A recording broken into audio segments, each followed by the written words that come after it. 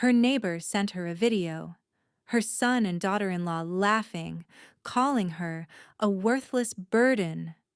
Marianne Holt didn't flinch.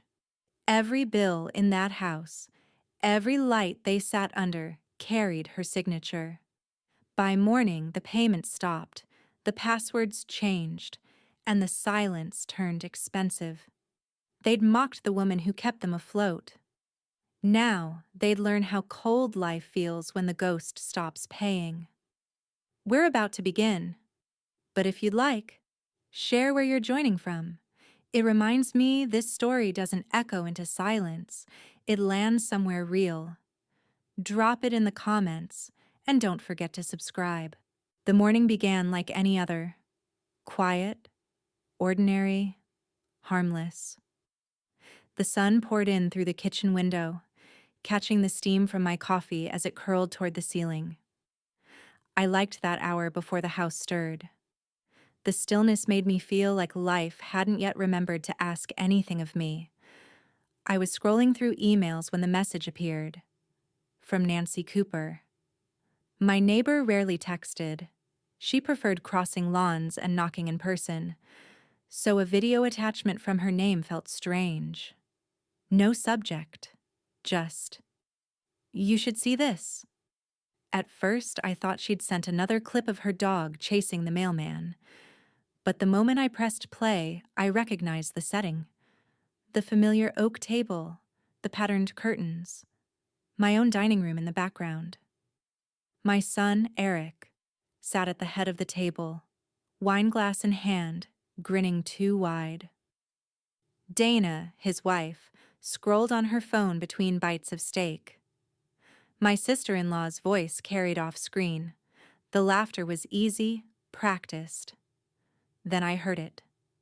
"She's a burden," Eric said, shaking his head like it was a joke he'd told too many times. "Always needing something."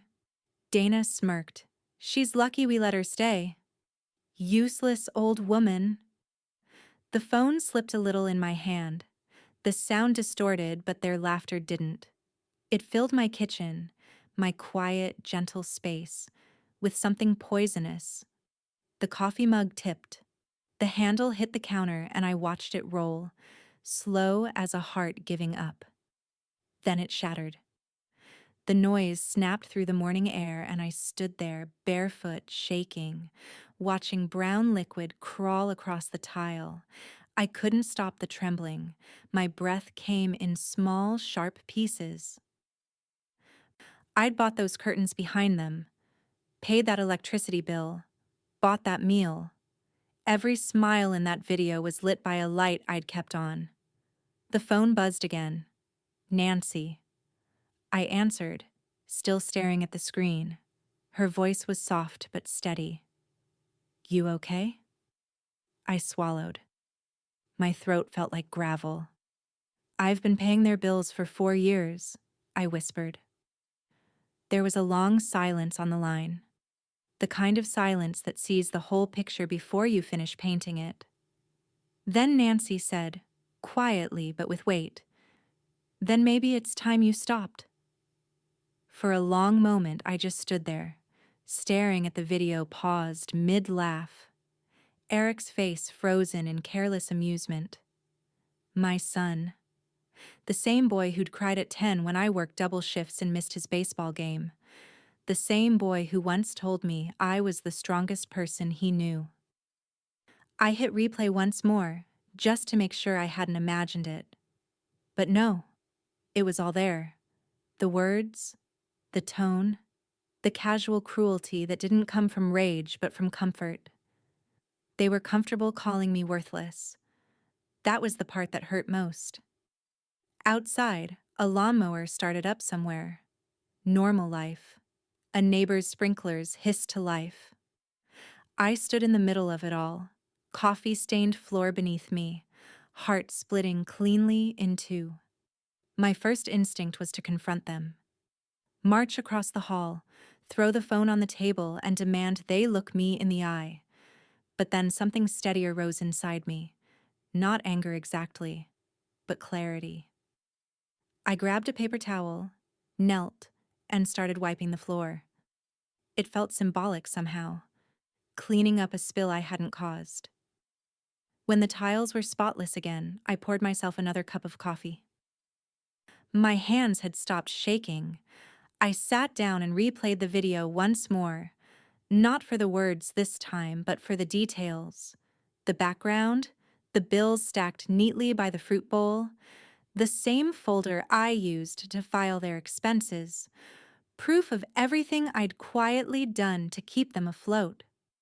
I took a deep breath and forwarded the video to my email, saving it in a folder labeled "For Later." Outside my window, Nancy was watering her hydrangeas. She glanced up, met my eyes across the hedge, and gave a single nod. A silent agreement between women who've both seen enough. I nodded back. Then I reached for the small spiral notebook I kept by the phone, where I wrote grocery lists, reminders, and bills due. On the next clean page, I wrote one line in small, deliberate letters: "Stop paying." The pen didn't shake. I sat back, let the ink dry. And for the first time in years, the silence in my house didn't feel empty. It felt like space, room enough for a plan. And as the morning light shifted across the counter, I realized the message hadn't broken me. It had freed me. The next morning, I woke before dawn. Sleep had been light and full of noise, snatches of laughter from the video echoing under my ribs. When I sat up, the house was still dark, cold even. Maybe it was just me, the kind of cold that comes when you realize something has permanently shifted. I didn't turn on the lights. I didn't want brightness yet. I moved quietly through the living room, gathering the folders from the cabinet by the wall, years of bills, statements, insurance forms. Each envelope had my handwriting on it. Each check signed in the same neat cursive my late husband used to call nurse's script. I laid them out on the dining table, the same one I'd seen in the video. The wood glowed faintly in the early light, as if it knew what I was about to do. A knock came at the back door. Just 2 taps. I didn't even have to look. Nancy never knocked more than twice. She stepped in, already dressed in her robe and slippers, hair pinned up, coffee mug in hand. "Couldn't sleep," she said. Neither could I. Her eyes swept over the stacks of paper. "You keeping score?" "Something like that." We started sorting. I handed her a stack. Mortgage payments first. All in my name. Then utilities, grocery receipts, school expenses. It was strange how small the proof of an entire family's stability could look in paper form. Nancy read one line from a bill and whistled low. "Electric, water, HOA fees. You weren't just paying a few things, Marianne. You were running the ship." I didn't answer. Instead, I picked up a faded envelope with Eric's name scrawled across it. A letter from a credit card company, dated 3 years back. I remembered the day it arrived, how he'd panicked, how I'd quietly called the bank to cover it. He'd thanked me with a quick hug and then asked if I could make spaghetti for dinner. Nancy handed me a manila folder. "You'll want to label it proof." That's what they never expect. Her tone was light, but her eyes weren't. I wrote Holt household expenses on the tab in slow, careful strokes. The marker squeaked. The sound felt satisfying, permanent. "They think I'm invisible," I said quietly, stacking the papers in order. "Good," Nancy said, sipping her coffee. "Ghosts can do a lot of damage when they come back." That made me smile. Small, but real. I don't want damage, just truth. Same thing if you do it right. The room stayed hushed, except for the soft shuffle of paper and the faint ticking of the kitchen clock. Outside, the first trace of sunrise slid across the lawns. It hit the window just right, catching Nancy's face in pale gold. She looked older, but in the way that strength looks when it stops apologizing for itself. When the last document was filed away, I set the folder in the middle of the table. "That's everything. Now what?" she asked. "Now," I said, "I make sure they can't take another cent." I went to the small desk by the window and opened my laptop. Each click of the mouse felt deliberate. Auto-pay settings, account transfers, password changes. I moved slowly, reading every line twice. Power, water, gas, internet. Cancel, cancel, cancel. Nancy leaned on the doorframe, watching. "Feels good, doesn't it?" "It feels quiet," I said. "That's the sound of control." When the last account was disconnected, I sat back and exhaled. My hands were steady again. The world outside was fully awake now. The sound of car doors slamming, sprinklers hissing, a child calling for his backpack. Ordinary noise for an extraordinary morning. I reached into the drawer and pulled out the small key I kept for my safe box. "These next steps will take some paperwork." Nancy's eyebrows lifted. "Lawyer?" I nodded. "Adam Pierce. He handled my husband's estate. He'll help me make this official." Her mouth curved into a knowing half-smile. "You're not done." "No," I said softly. "I'm just starting." I placed the folder into my tote bag, the weight of it pressing against my side. Proof. History. Ammunition, if I ever needed it. Nancy straightened. "You want me to drive you?" "Not yet. Let's give them a few days to feel the silence first." She grinned. "Silence can be loud when people expect noise." I walked her to the back door. She squeezed my arm before stepping out, the way women do when words aren't enough. Across the lawn, the Holt's house was still dark. Peaceful, ignorant. For now. As I closed the door behind me, I looked once more at the folder on the table. My name written clearly on top. Their entire comfort balanced inside it. I whispered to the empty room, "Let's see how long they can live without their ghost."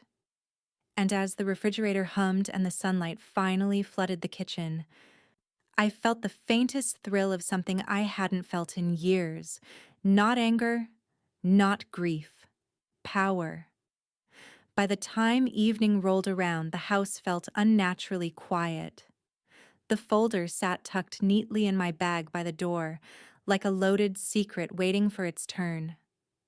I'd spent the afternoon cleaning, not because it needed it, but because movement made the silence easier to bear. When the knock came, I already knew it would be him. Eric never texted first. He liked to appear unannounced, as if he still lived in a world where his presence was a favor. I opened the door. He was smiling, too casually. "Hey, Mom, we're grilling tonight. Dana said you should come over." The normal tone of it, friendly, light, was almost insulting. A child tugging a blanket over a broken vase. I folded my arms. "Grilling?" "Yeah. Burgers, corn, the works." "Liam's been asking about you. Come on, it'll be nice." I held his gaze for a moment longer than polite. Then I smiled. "Sure, I'll bring dessert." His shoulders relaxed, relief too visible for someone pretending nothing was wrong. "Perfect. 7 o'clock." When he left, the silence returned, but this time it didn't sting.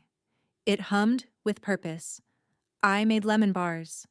It was Dana's favorite, or at least it used to be, back when she still pretended to like the things I did. The scent filled the kitchen. Sweet, citrus, deceptively warm. At 7 sharp, I carried the dish across the lawn. The late summer sky hung low and blue, the air heavy with charcoal smoke. Their patio was perfectly staged. String lights, laughter, a playlist humming low from a speaker. From a distance, we looked like a family that worked. Dana spotted me first.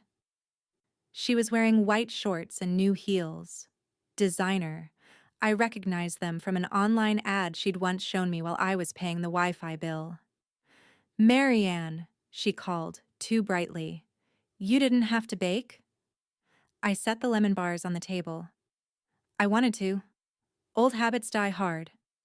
Eric handed me a plate. Glad you came. Been too long since we did this. Yes, I said, glancing at him. Too long. Dinner moved with the rhythm of small talk, work gossip, Liam's new teacher, the HOA's latest letter about lawn height. I played my part, nodding, smiling, the way I used to when I believed this piece was real. Then Dana lifted her leg slightly, showing off the shoes. Finally got them, she said, grinning at Eric. Told you hard work pays off. He chuckled. Yeah, all those late nights budgeting. I set my fork down lightly. Yes, I said, letting the words settle. Hard work does pay off. Dana's laugh faltered for half a second, just long enough for me to see the flicker of guilt.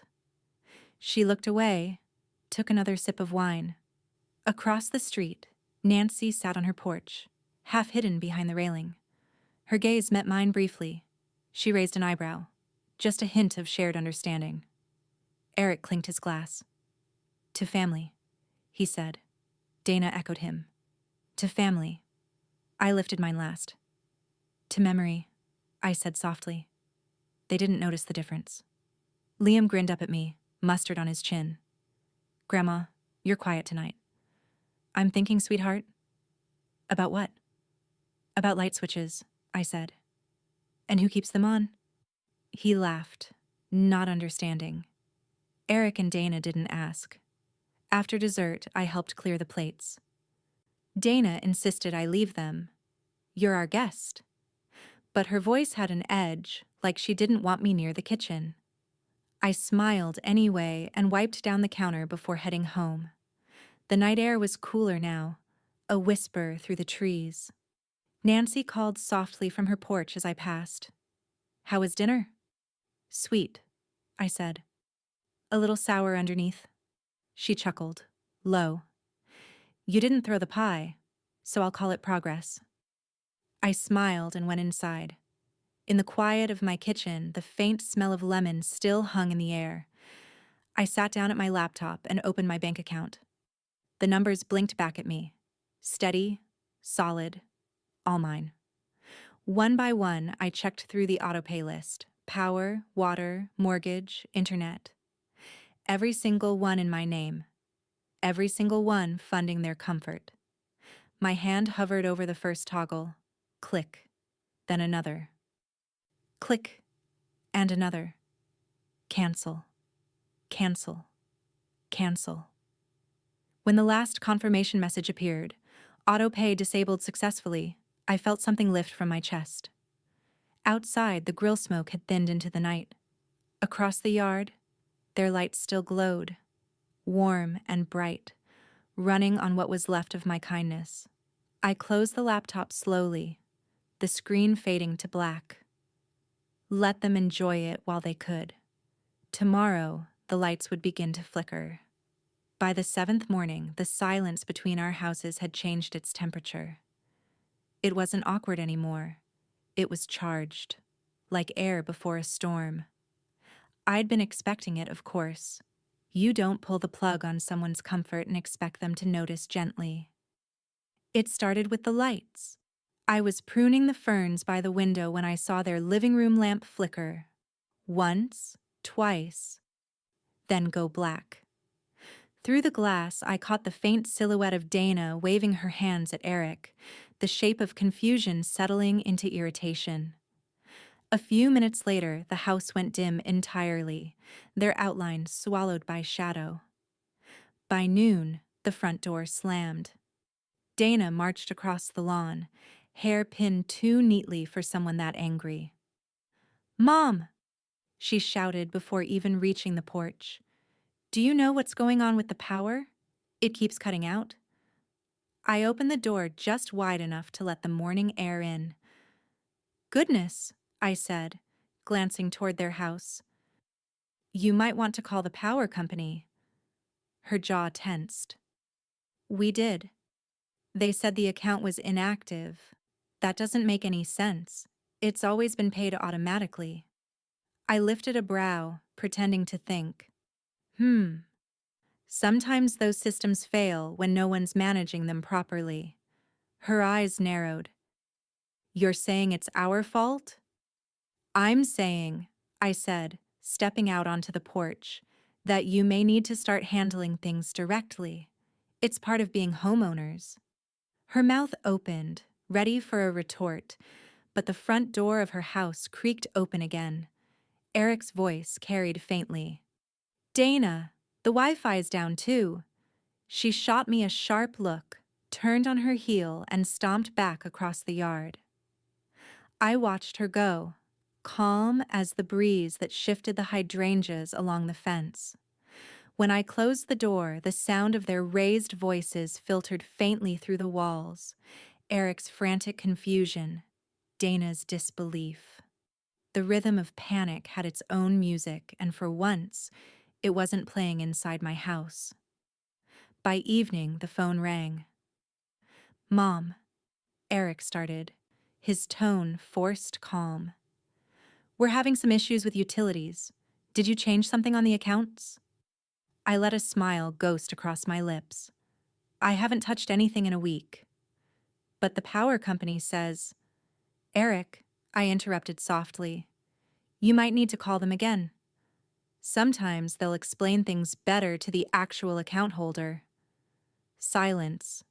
Then a short, brittle laugh. Right. Of course. I could almost hear him trying to piece it together. The auto-pay cancellations, the name on every bill, the years of invisible labor he'd never noticed. When the line went dead, I exhaled slowly and went back to watering my plants. The house smelled of soil and lavender, alive in all the ways theirs wasn't. The next morning, I found Nancy standing at the edge of her yard, coffee mug in hand, eyes fixed on the Holt's driveway. Internet truck's been there since dawn, she said, smirking. Bet Dana's losing her mind without her Pinterest boards. She's resourceful, I said, gently misting the leaves of my orchids. Nancy chuckled. Resourceful people don't scream into their phones for 2 hours straight. I smiled without looking up. I wouldn't know. I'm just an old burden, remember? That earned a full laugh. You, Nancy said, pointing her mug at me, are evil in lace, Marianne. I met her eyes. Evil implies enjoyment. I just believe in correction. Same thing, sometimes. Across the street, Eric came outside, phone pressed to his ear, his voice sharp and frayed. The kind of voice men use when the system finally stops bending for them. Dana stood beside him, arms crossed, her expression tight with blame. Liam peeked out from behind the curtains, small and unsure. For a brief second, guilt tugged at me, but then I remembered the laughter from that video, the way they'd spoken about me like a problem, not a person. Guilt dissolved quickly after that. When night fell, their house remained dark. The string lights on their patio didn't glow. The glow from the TV was gone.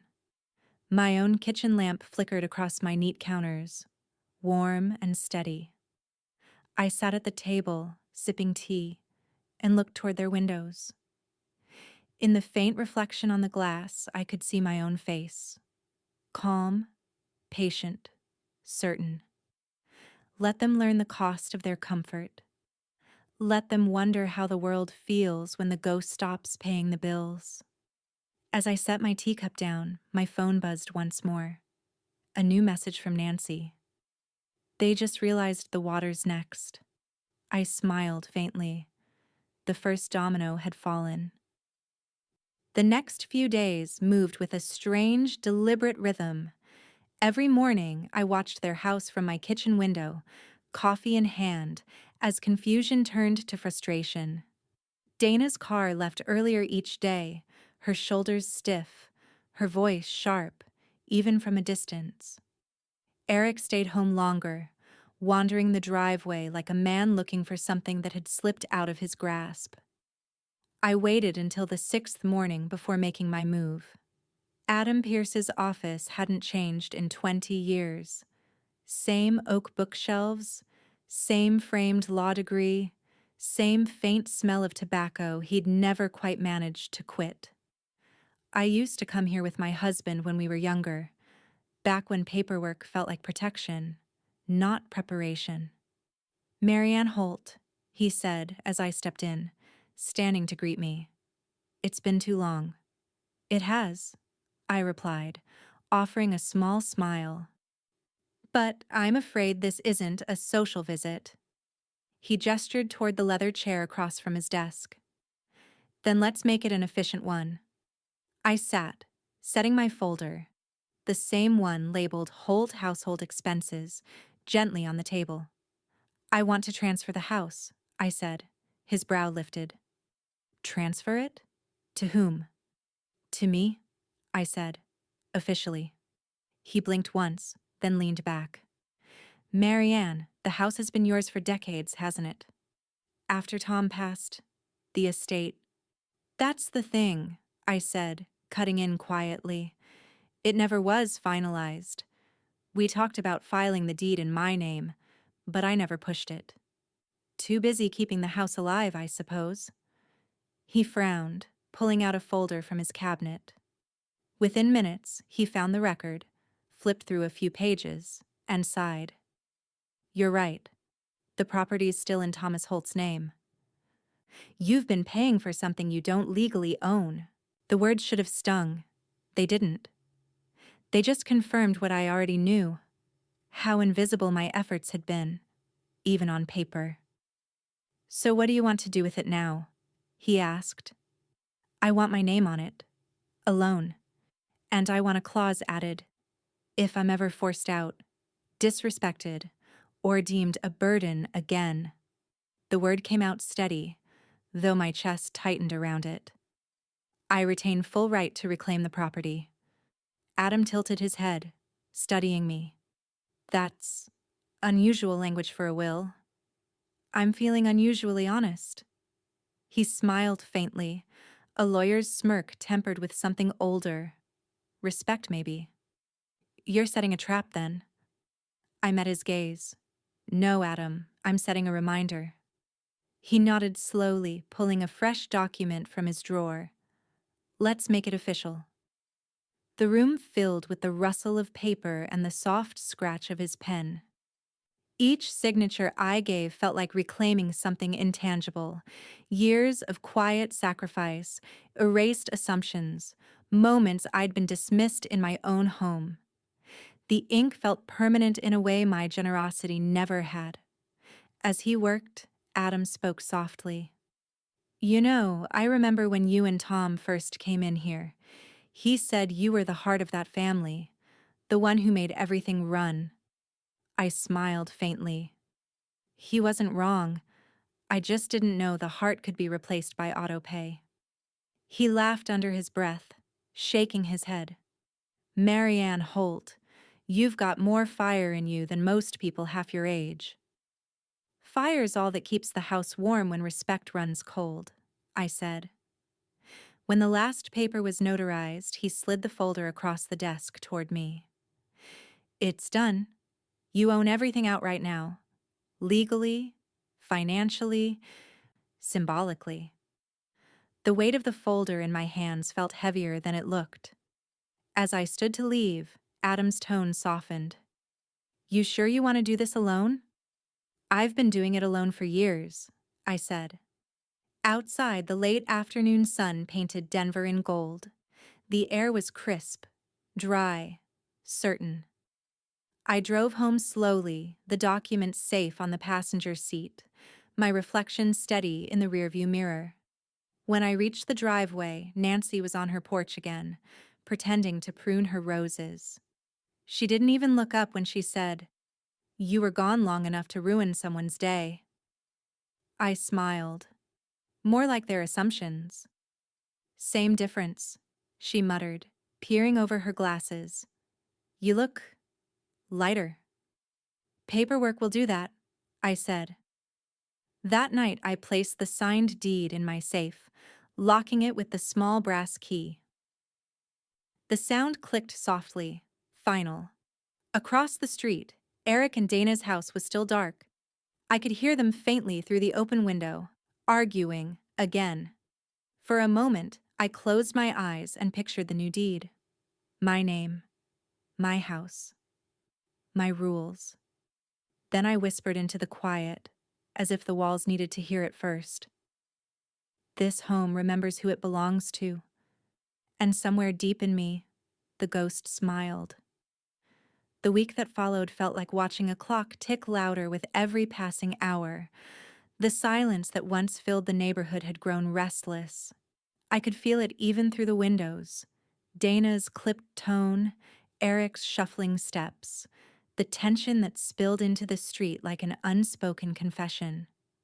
The first envelope arrived on a Wednesday. I saw Eric standing at the curb, flipping through the mail with a furrowed brow.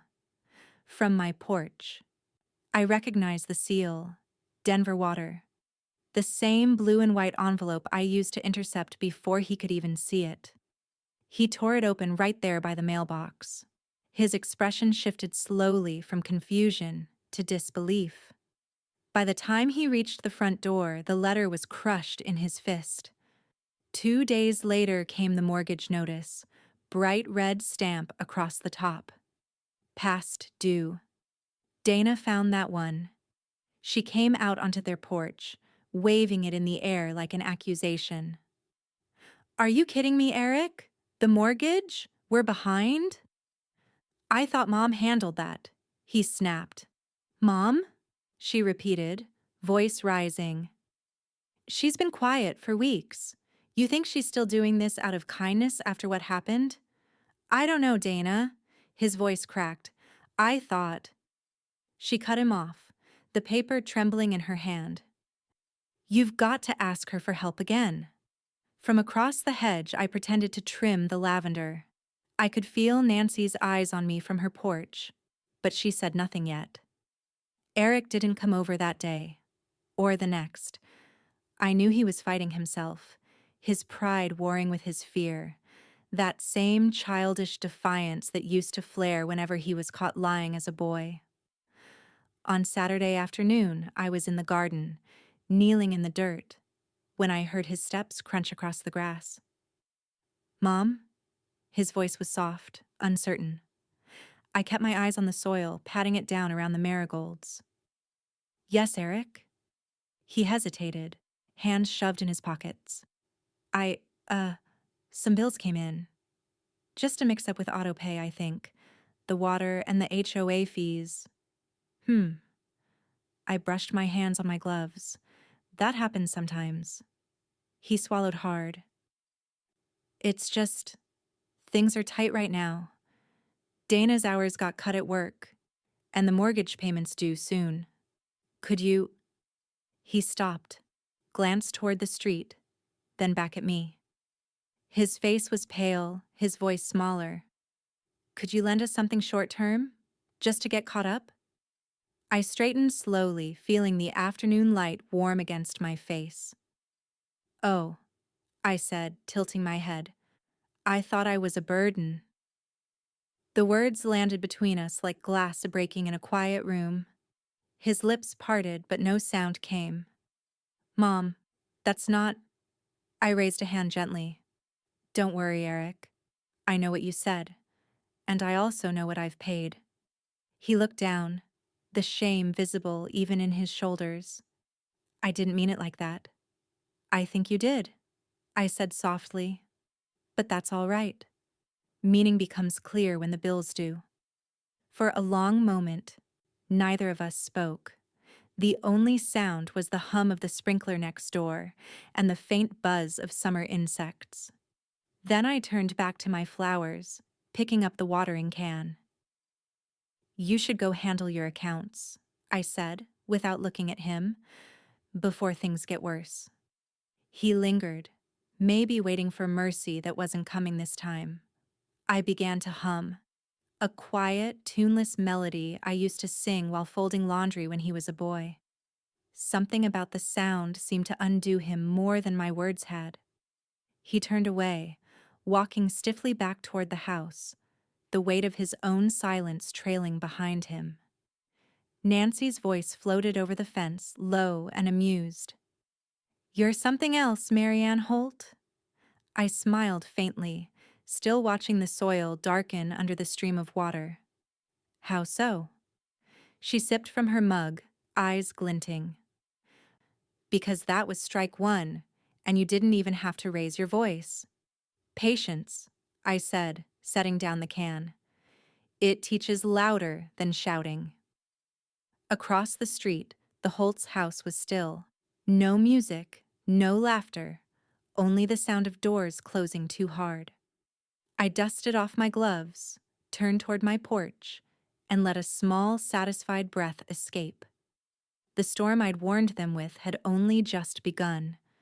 By midweek, the air in the neighborhood felt heavier, thick with something unspoken. The Holt house had gone from noisy to eerily quiet. No music spilling through open windows, no laughter from the porch. Just the occasional sound of Dana's heels against the tile, pacing. I'd been expecting the knock. Still, when it came, it startled the peace out of the room. 3 sharp raps, the kind made by someone who believes volume equals authority. I opened the door. Dana stood there, eyes wild, her usual glossed composure cracked at the edges. Behind her, Eric hovered on the porch steps, looking smaller than I'd seen him in years. "You're doing this to punish us," she said. No greeting, no breath between accusation and certainty. I tilted my head.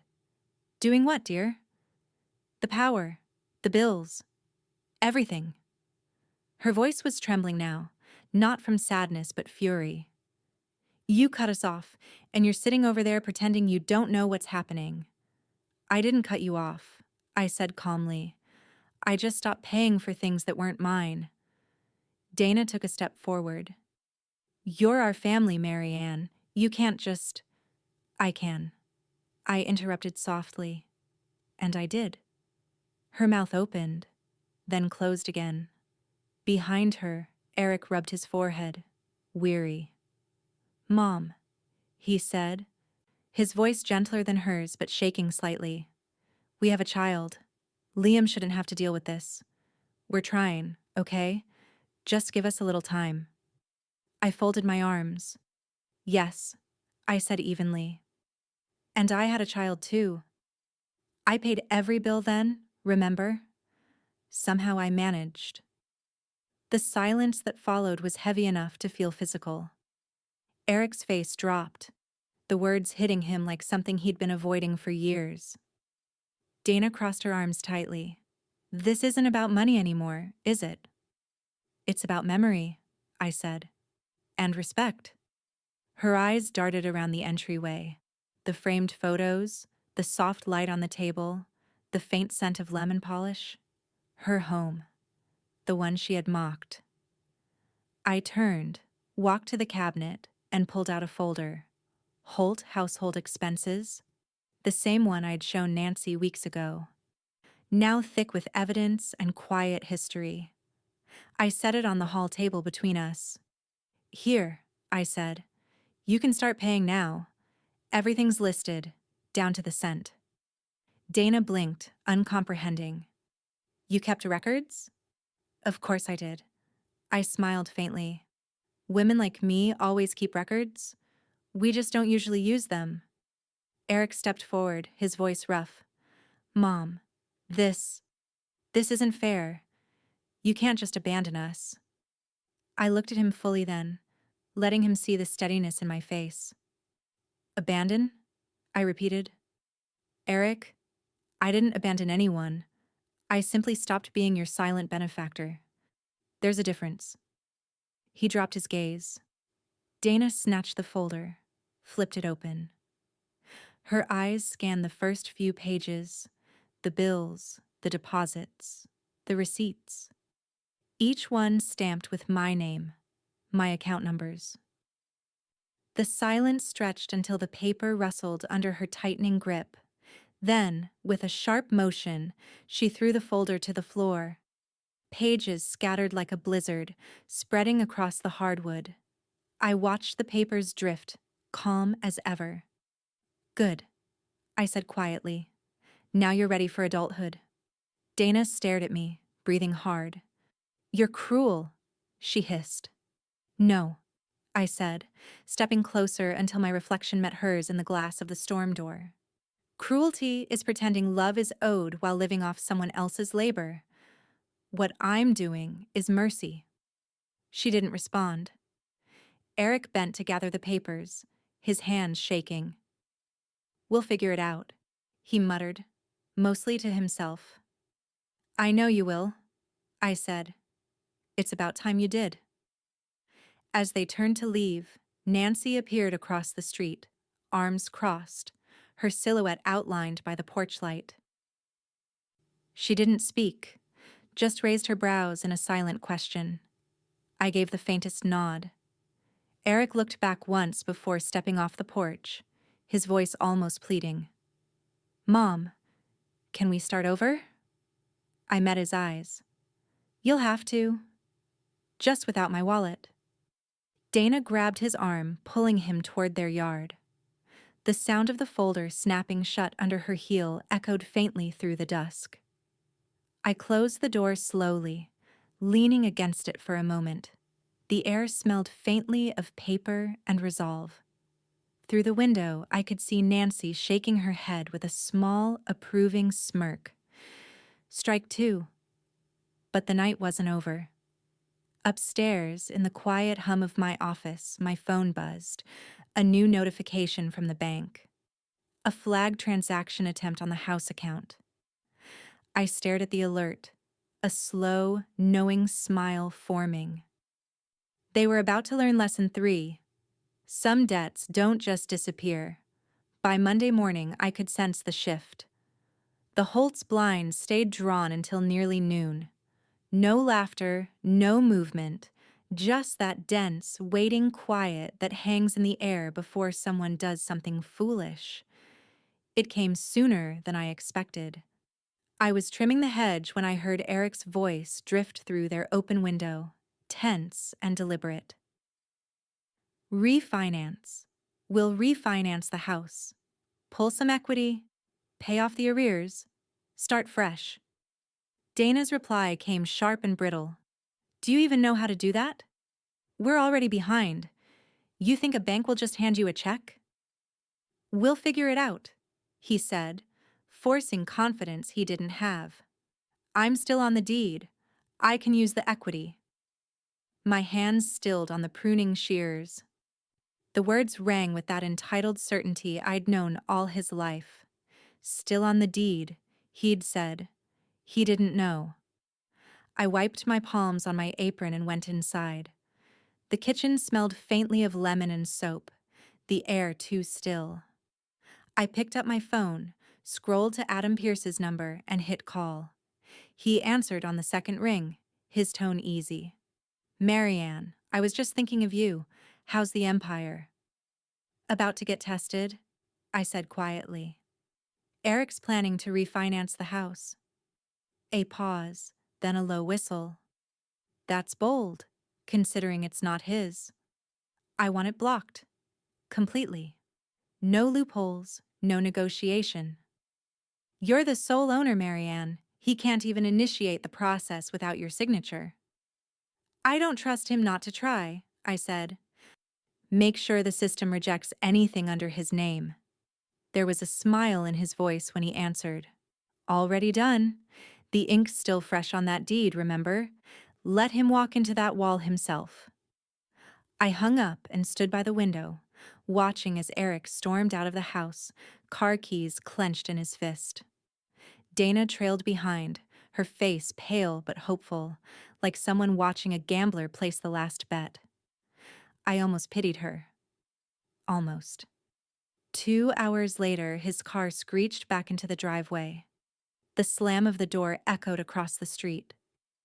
Even from my porch, I could see the anger radiating off him, red and raw. He didn't even look at me as he crossed the yard.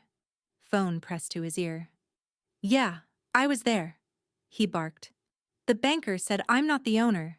Said it's in her name. What the hell does that even mean?"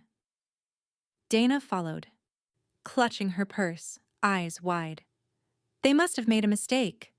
Eric spun, his face flushed. "No mistake. She did this. She went behind my back." I waited until he turned toward my porch before speaking. "Behind your back?" I said lightly. "No, dear, right in front of you. You just never noticed." He froze halfway up the steps, breathing hard. "You. How long?"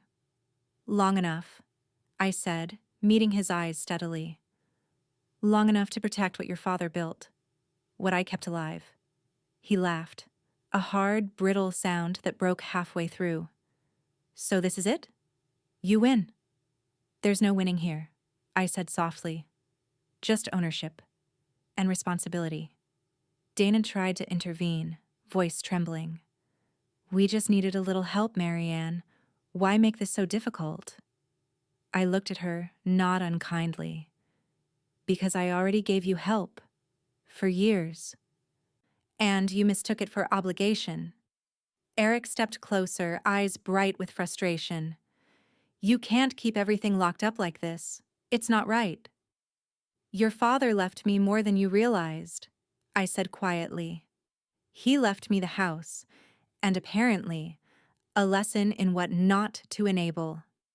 He stared at me for a long moment, as if trying to find the boy he used to be somewhere in my expression. But that boy had been gone for years, buried under years of quiet entitlement. Without another word, he turned and stormed back across the lawn. Dana followed, muttering something under her breath that the wind caught and carried away. When the front door slammed shut, I heard a low chuckle from across the street. Nancy stood at her fence, hands in her pockets, watching the whole thing unfold. "He just learned what power looks like when it's polite," she said. I smiled, though the ache in my chest was sharp and familiar. "Polite power's the kind that lasts." She nodded once. "He's not done trying, you know." "Neither am I." As dusk settled over the neighborhood, the lights in their house stayed off again. The world on my side of the hedge glowed steady, soft, and paid in full. But inside their darkened windows, I could almost hear the storm gathering, his pride, her desperation, and the unmistakable hum of consequence tightening its grip. They'd wanted control. Now, they were about to understand what it really cost. The week after Eric's failed refinance attempt felt almost eerily calm. Too calm. The kind of silence that means someone's trying to fix a problem in secret. I knew them well enough to recognize the signs. Dana's clipped voice on the phone, Eric's car gone for hours in the middle of the day, blinds drawn like guilt. Then the quiet cracked, digitally. Nancy showed up at my door one morning holding her phone like a live grenade. "You'd better see this," she said, voice sharp with disbelief. She turned the screen toward me, a social media post, public, bold, and venomous. It was from one of Dana's friends. A photo of Dana and Eric at a neighborhood barbecue, smiles wide, wine glasses in hand. The caption read, "Can't believe some people have to carry their parents well into their 30s. Imagine paying all your mom's bills because she refuses to let go. Sad." There were likes, comments, sympathetic emojis, a full thread of people agreeing, praising Dana and Eric for taking care of family. Nancy snorted. "Taking care, huh? More like taking advantage." I stared at the screen, pulse steady but cold. "They're rewriting the story," I murmured, "and they think no one knows better." Nancy scrolled further down. "They tagged half the HOA, even the realtor who sold them their house," For a moment, the old me, the nurse who avoided confrontation, who believed kindness always won, hesitated. Then that version of me took a deep breath and stepped aside. "Do you still have those scans I sent you?" I asked. Nancy's eyes glinted. "Every last one." "Then post them," I said. She raised an eyebrow. "You sure you want that out there? Once it's online, it's forever." "That's the point," I replied. "Let forever tell the truth." Within an hour, the neighborhood's feed transformed. Under the original post, Nancy commented with precision and calm fury. "Funny how memory works. Here are 4 years of actual bills, all paid by Marianne Holt. Mortgage, water, electricity, even HOA fees. Everyone in her name. Facts matter." Attached were screenshots of my receipts, cropped neatly, names and dates highlighted. The tone wasn't spiteful, it was surgical. It didn't take long. Within minutes, the thread exploded. Likes vanished. Comments shifted tone, from pity for Dana to outrage on my behalf. By noon, the post had been shared on the local Denver community page. "When generosity meets entitlement," someone captioned it. I didn't watch it unfold in real time. I brewed tea, watered the ferns, and let the digital world do what it does best: turn quiet truth into loud justice. By evening, the damage was done. Nancy came over around dusk, looking equal parts satisfied and stunned. "Well, you're trending?" she said, setting her phone on my counter. "And not for your casserole recipe." I smiled faintly. "I didn't post anything." "Didn't have to," she said. "Your receipts did." Across the street, their house glowed with the harsh white of panic. I could see shadows moving fast. Dana pacing, Eric on his phone, hands in his hair. By the next morning, the fallout had spread beyond the neighborhood. Dana's workplace had seen it. Someone forwarded the thread to her boss. She called in sick. Twice. And Eric, he wasn't so lucky. His manager at the auto dealership had read it too. The man's comment sat there beneath the thread, dry and simple. "Interesting. Thought you mentioned your mom lived with you because she couldn't afford her own place." By noon, Eric's car was back in the driveway for good. He came over around 3. No knock this time, just the sound of the doorbell held too long. When I opened the door, his face was flushed, jaw tight. "You embarrassed me," he said. I met his glare evenly. "No," I said. I clarified the record. "You had Nancy post that garbage?" "She posted proof. I didn't write the lie, you two did." He shook his head, almost in disbelief. "You think this makes you look noble? You made us a joke. Everyone in town's seen it." "I don't need to look noble," I said softly. "Just honest." His eyes darted away, hands trembling. "You ruined my reputation." "Son," I said, voice gentler now, "your reputation ruined itself when you let comfort turn into contempt." He looked at me then, really looked, the fury faltering, replaced by something smaller. Shame, maybe, or understanding, too late to matter. He opened his mouth but couldn't find words. Instead, he turned and walked down the steps, each one heavier than the last. At the sidewalk, he stopped, staring across the street where Nancy stood watering her lawn. She lifted her mug toward him in silent salute. He didn't respond. When he finally disappeared into his house, I closed the door, the quiet folding around me like a blanket. Nancy's text buzzed a minute later. "Strike 3's coming soon. He just doesn't know what inning he's in." I smiled, the faintest ache in my chest. Because for the first time in years, the world finally knew who had kept the lights on, and who had mistaken mercy for weakness. And the truth.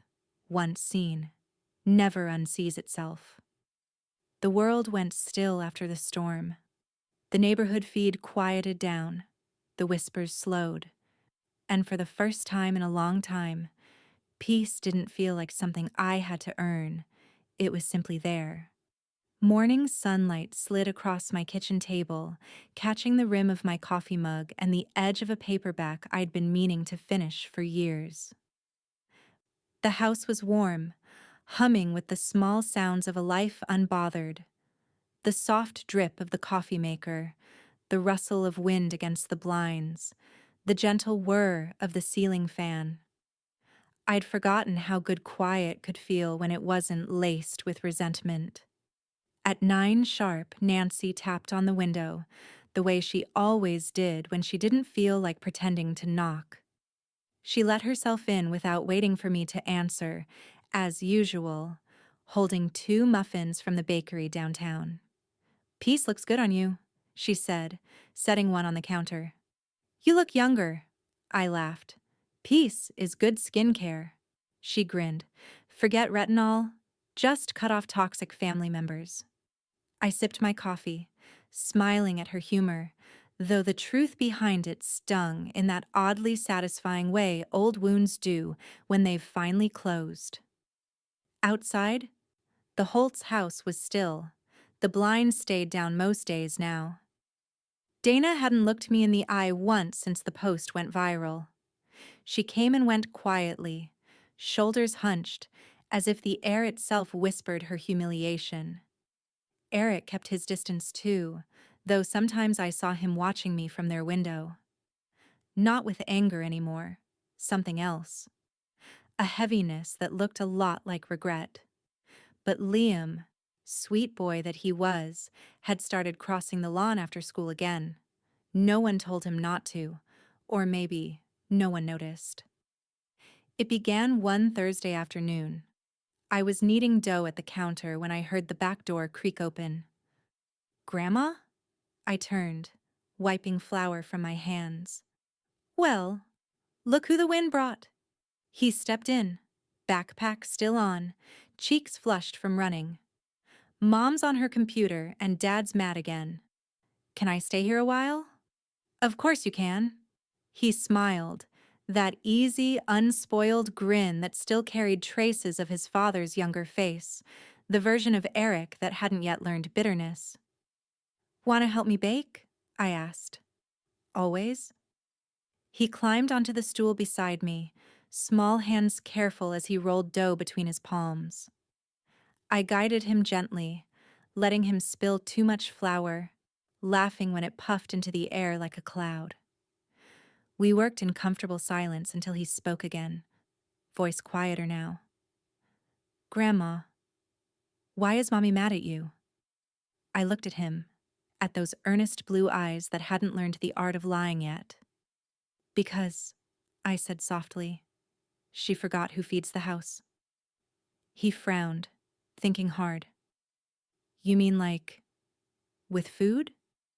"Not just food," I said, smiling, "with care, with work. With love that doesn't ask for applause." He nodded slowly, still not fully understanding, but trying to. Children have a way of storing truths before they know how to name them. The oven timer chimed. He jumped off the stool and ran to peek through the glass door. "They're golden," he announced. "So they are." We pulled the cookies out together, the scent of butter and sugar wrapping the room in something that felt like safety. Outside, Nancy was trimming her roses. She looked up, saw Liam at the counter, and smiled. I waved back, and she mouthed, "He remembers." Later, when the cookies had cooled, Liam drew a picture at the table, a small house under a big sun. 2 stick figures stood out front, holding hands. One had gray hair. He pushed it toward me shyly. "That's you and me." I swallowed past the sudden tightness in my throat. "It's beautiful, sweetheart." He beamed, then leaned against my arm. "Grandma?" "Yes. I wish I lived here instead."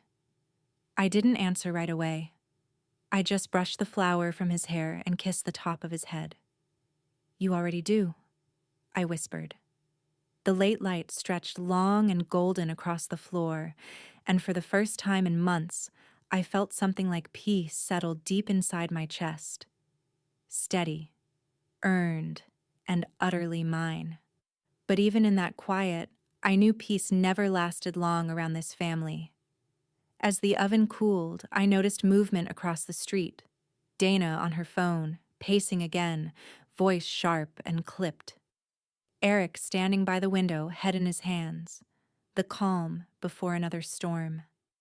Nancy caught my eye from her porch and gave a small nod toward their house. "Round 4? Her lips shaped silently. "Maybe."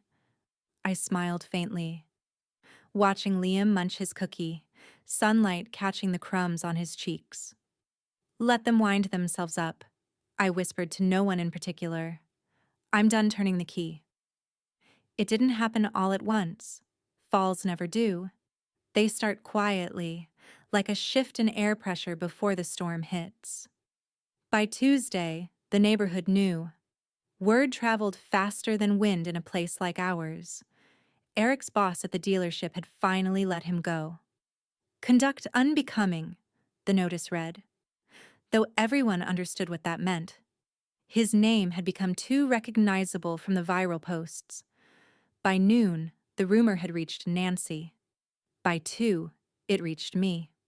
She showed up at my kitchen door, arms crossed, expression halfway between pity and satisfaction. "Looks like the boy's finally paying the bill himself," she said. I didn't ask for details. I didn't have to.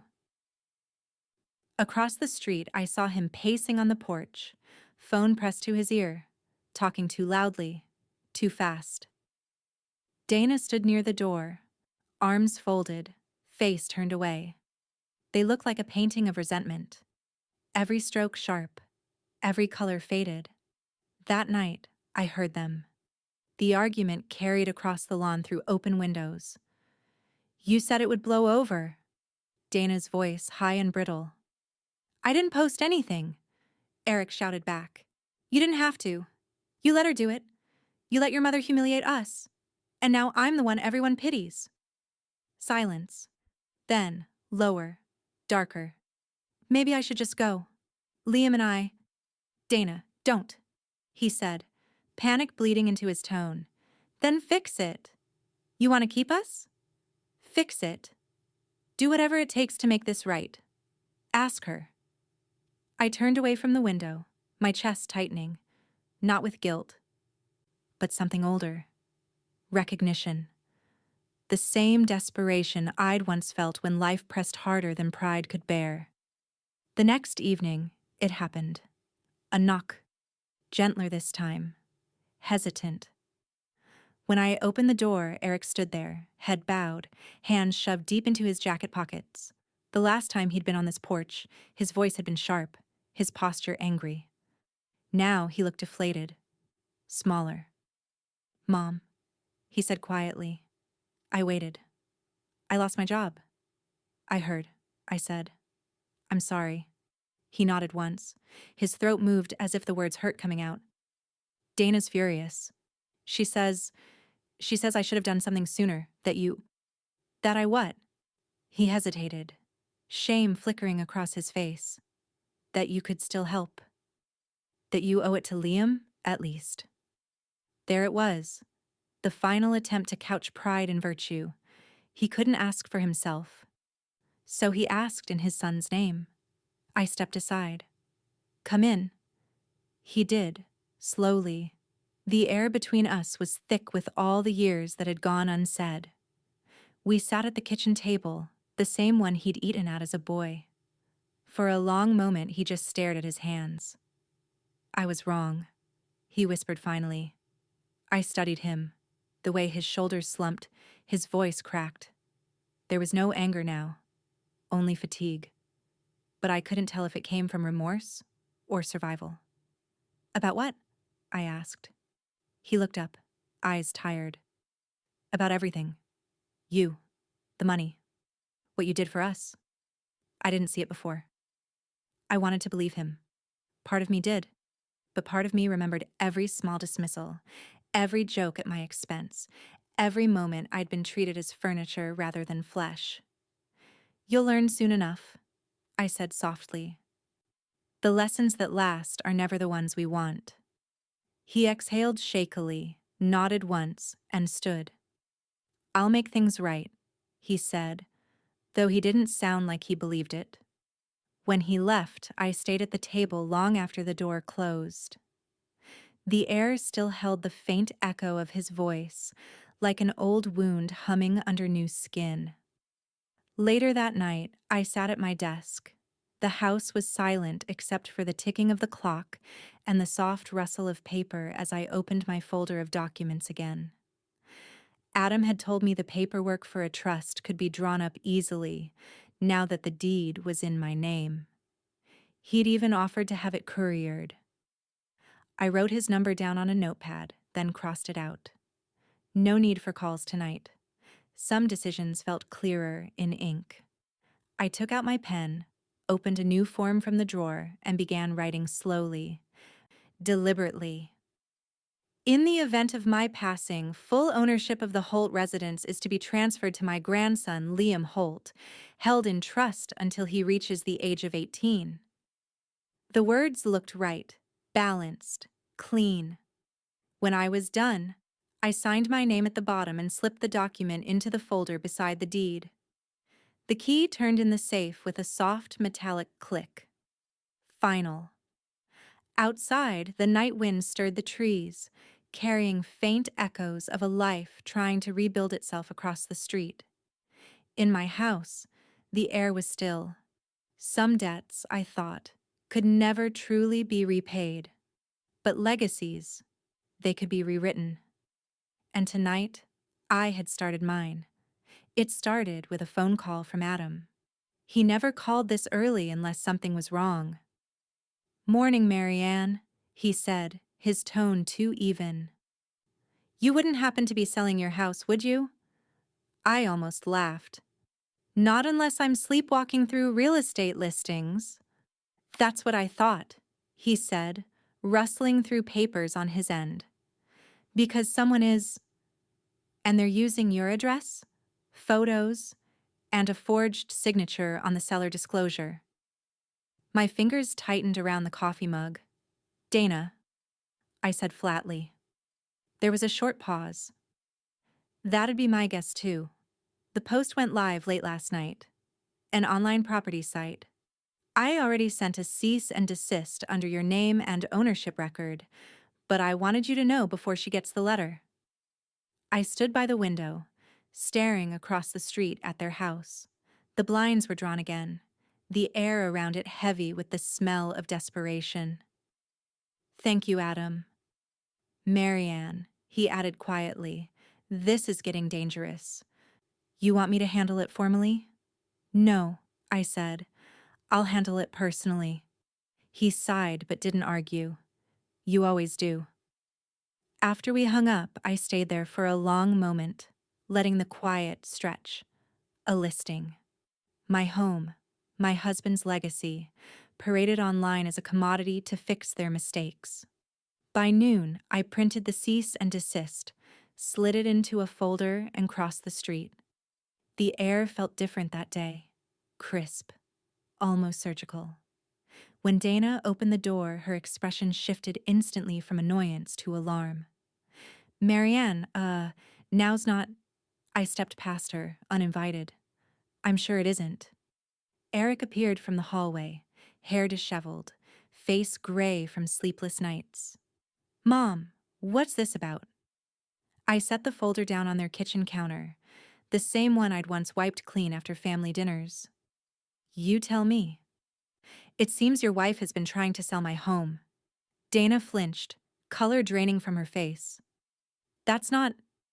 I was just... we were seeing what it might be worth. In case..." "In case what?" I asked softly. "You found another way to cash in on my generosity?" She blinked fast, words collapsing on her tongue. Eric's eyes darted from her to me, panic dawning. Dana, what did you do? I didn't mean. I opened the folder and slid the printed document across the counter. The legal letterhead gleamed under the light. A cease and desist drafted by my attorney, filed under Marianne Holt, sole owner of 14 Aspen Court. Dana's hands trembled as she picked it up. I didn't know. Of course you didn't, I said, cutting her off. You didn't check, you didn't ask, and you didn't think. You just acted like everything was still under your control. Eric sank into a chair, rubbing his forehead. This can't be happening. It's already happened, I said quietly. You've both spent years pretending my stability was your entitlement. But the truth has a funny way of coming home. Dana's tears started before she could hide them. We were drowning, she whispered. You don't understand what it's been like since. I understand perfectly, I said, leaning closer. I've been where you are. Broke, ashamed, lost, but I never stole my way out of it. She looked up at me, eyes red, lips trembling. I lowered my voice. You don't even own your dignity anymore, Dana, and that's not something a bank can refinance. Her face crumpled. The mask, the polished, cold facade she'd worn for years, finally cracked. She folded into herself, sobbing openly at the counter. Eric just stood there, silent, watching her, watching me, as if realizing for the first time how deep the hole they'd dug really was. I gathered the folder and turned toward the door. You'll get a copy of the letter officially by tomorrow. Don't make me call Adam again. As I stepped onto the porch, Nancy was already waiting across the lawn, coffee mug in hand, her sharp eyes taking in every detail. She tilted her head. I take it that's the end of the charade? For now, I said. Her lips curled into a small, proud smile. You built an empire out of calm, Marianne. I looked back toward the house, the sound of muffled sobs carrying faintly through the door. No, I said quietly. I built peace out of chaos. Empires crumble. Nancy nodded, eyes softening. Then let this one fall. The wind picked up, tugging at the edges of the letter still clutched in my hand. I let it flutter once before tucking it back into the folder. Across the street, the house I'd fought for stood solid and silent behind me. But inside theirs, I knew. The walls were finally starting to cave. I'd been waiting for the right moment to close the circle, when silence had done its work, and the echo of their choices had grown loud enough to fill a room. That moment came 2 weeks after the listing scandal. I sent the invitation quietly, handwritten on plain cardstock. Dinner. Sunday at 6. Family only, but I sent 2 extra. One to Nancy, one to Adam.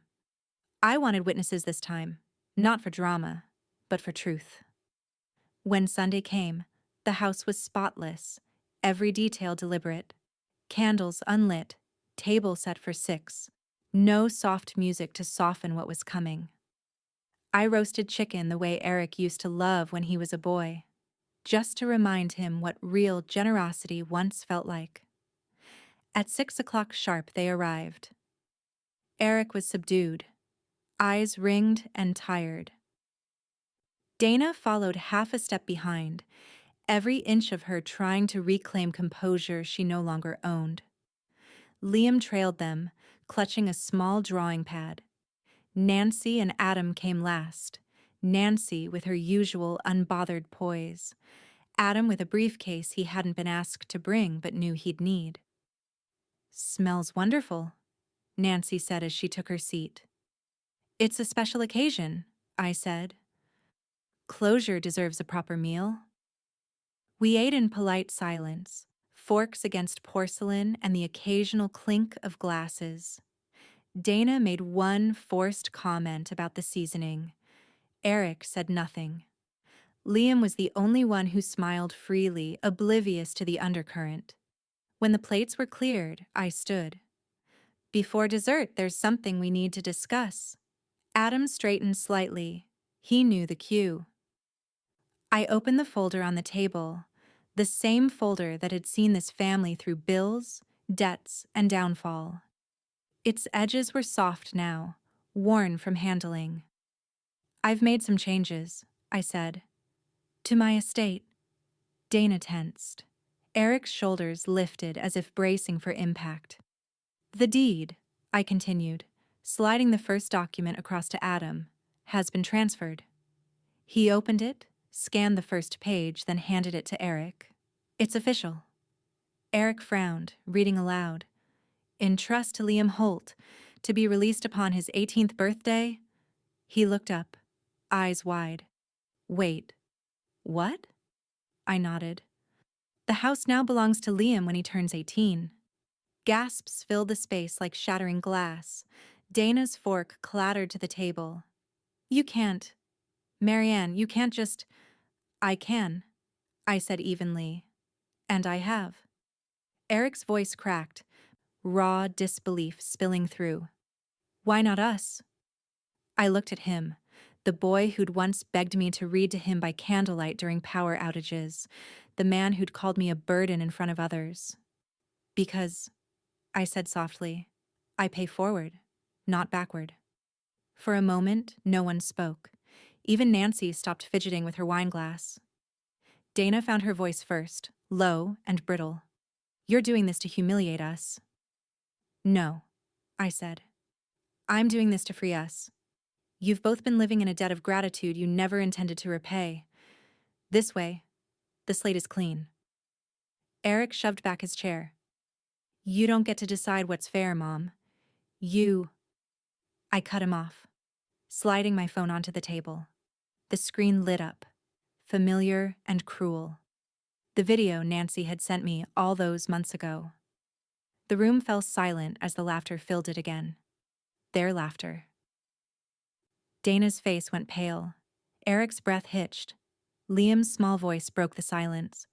That's you, Daddy." Eric couldn't look at him. I paused the video, their frozen smiles caught mid-derision. "This," I said quietly, "was your test. You failed with laughter." No one moved. The sound of the ticking clock filled the void between us. Dana reached for a napkin, but her hand was shaking too much to hold it. Eric's jaw clenched, but there was nothing left in him to fight with. "I don't hate you," I said finally, "but I won't feed what dishonors me. This house has seen enough of that." Adam closed the folder, snapping it shut like punctuation. Liam slid from his chair and came to my side, small fingers wrapping around my hand. "Does that mean it's really mine someday?" I looked down at him, smiled softly. "Yes, sweetheart. Someday, it will be." Across the table, Dana's breath caught, the kind of sound a person makes when they finally understand a door has closed for good. Nancy broke the silence with a slow, approving exhale.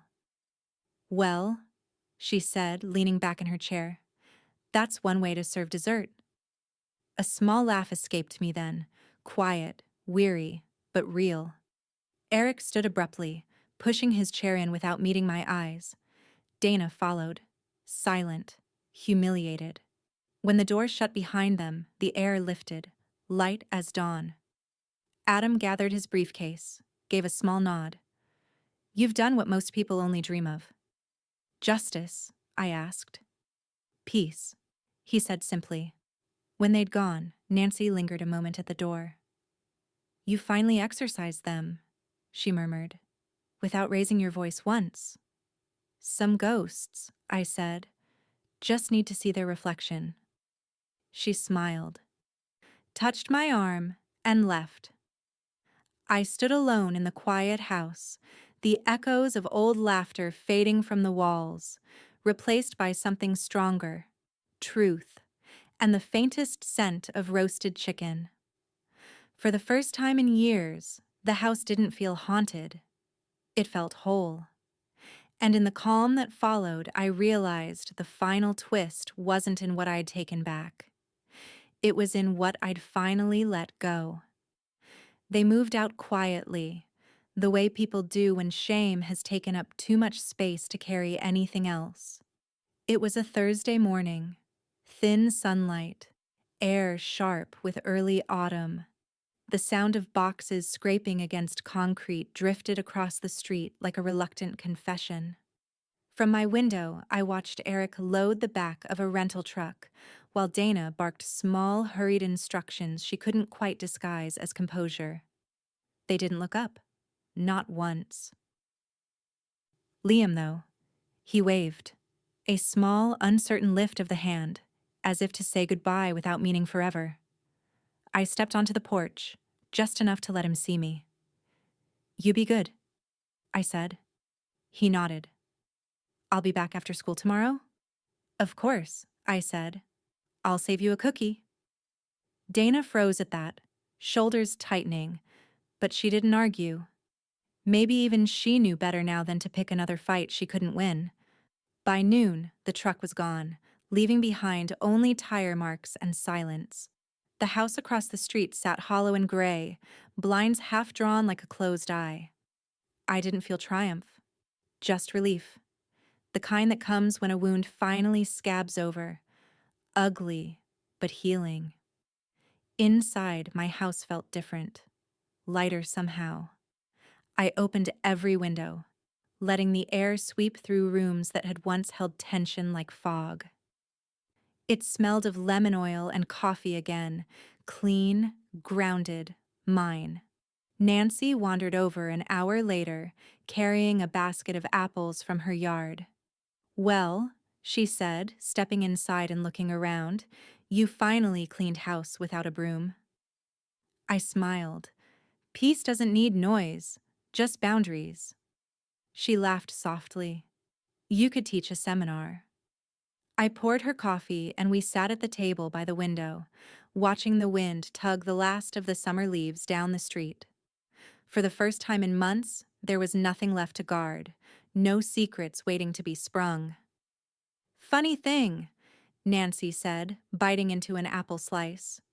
"When this all started, I figured you'd blow up, yell, throw something dramatic. But you dismantled them one quiet decision at a time.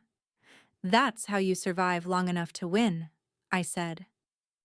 "You let patience do the heavy lifting." She chuckled. "I'll drink to that." After she left, the quiet returned. But this time it didn't feel empty. It felt earned. That evening, the doorbell rang. Liam stood there with his backpack, a folded paper in his hand. "Mom says I can come here after school now," he said shyly.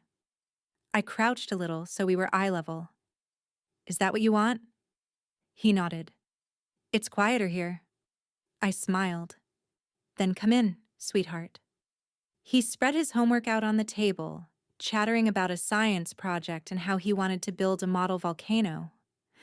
I found an old shoebox for him, and he spent the next hour cutting, gluing, lost in the simple joy of making something instead of surviving something.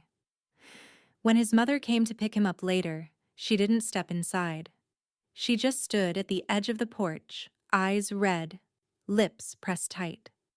"Thank you," she said, voice small. I nodded once. No need for more. After they left, I sat at the same table where it had all begun, coffee cup in hand, folder tucked away for good this time.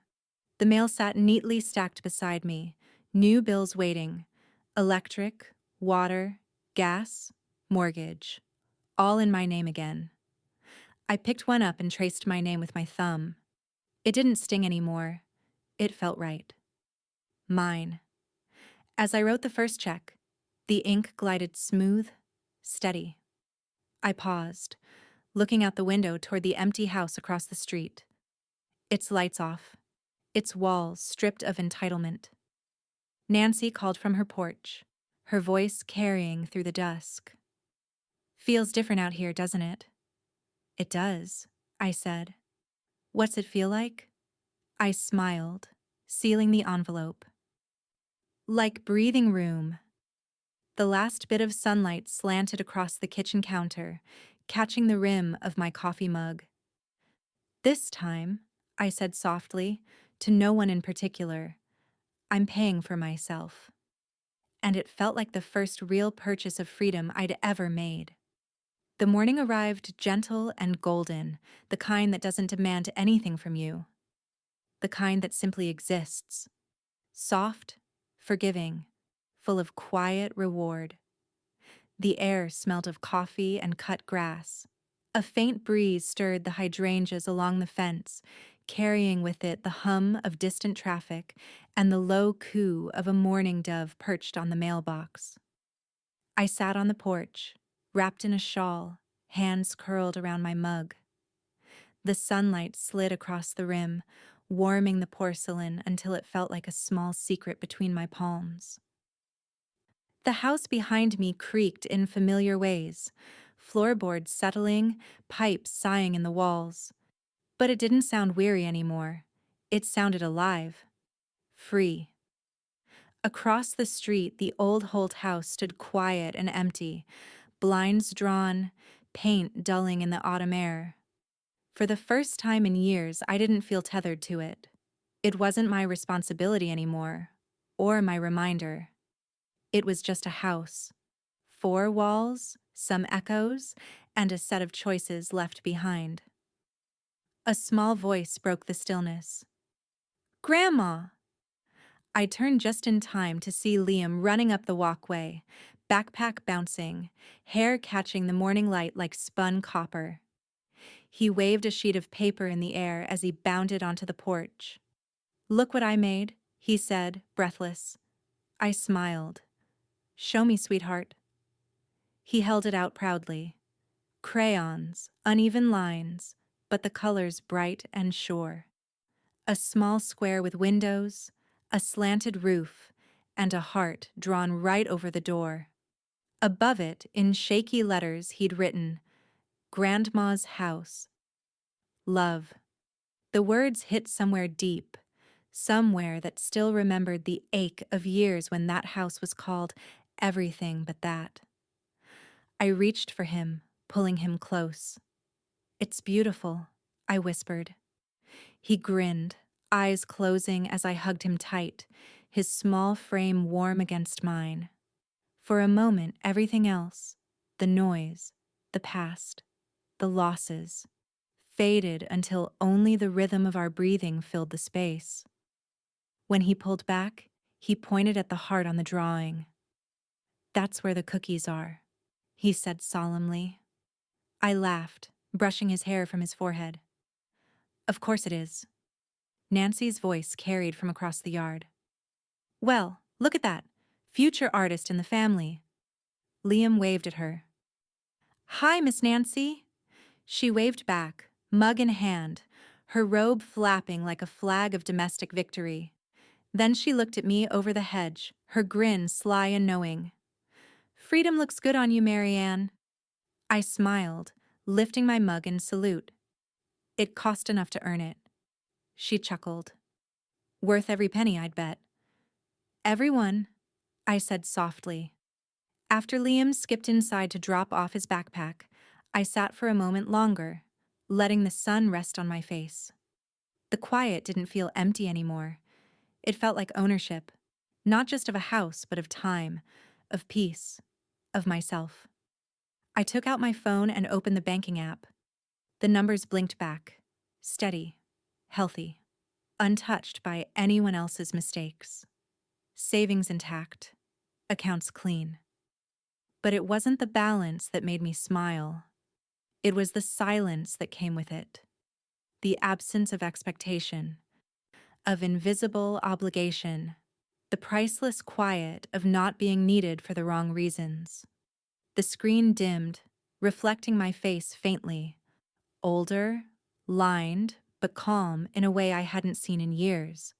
Behind me, I could hear Liam humming in the kitchen, the sound of a stool scraping across the tile as he reached for the cookie jar. Nancy called out once more, teasing, What's next for you, Queen of Peace? I took another sip of coffee, savoring it slow. Whatever I want, I murmured. A single leaf drifted from the oak tree overhead, landing at my feet. A final punctuation mark to the storm that had finally passed. I set the mug down, folded Liam's drawing carefully, and tucked it into my notebook beside the first line I'd written months ago. Stop paying. It felt fitting to end it with his words instead. Grandma's house. Love.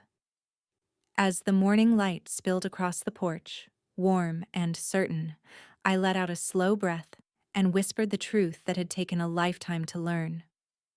They called me a worthless burden, I said to the quiet, to the wind, to the ghosts that had finally gone still. But I was the one keeping the lights on all along,